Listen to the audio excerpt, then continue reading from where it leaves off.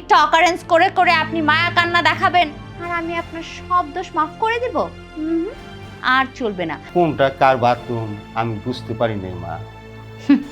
বুঝতে পারেন না তাই না বাবা?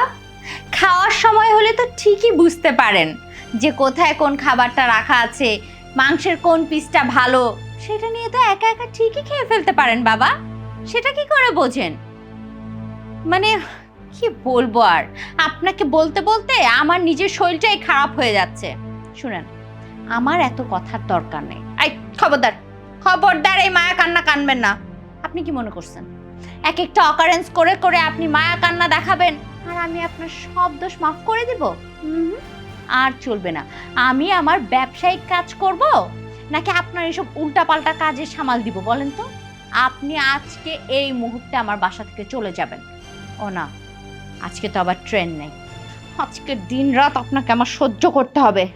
শুনেন, আপনি আপনার ছেলেকে রাতে বলবেন যে আপনার বাড়িতে জরুরি কাজ আছে, আপনার সকালেই বাড়িতে চলে যেতে হবে। আমি সকালে ঘুম থেকে ওঠার আগে আপনি আমার বাসা ছেড়ে চলে যাবেন। আমি যেন আপনার চেহারা না দেখি।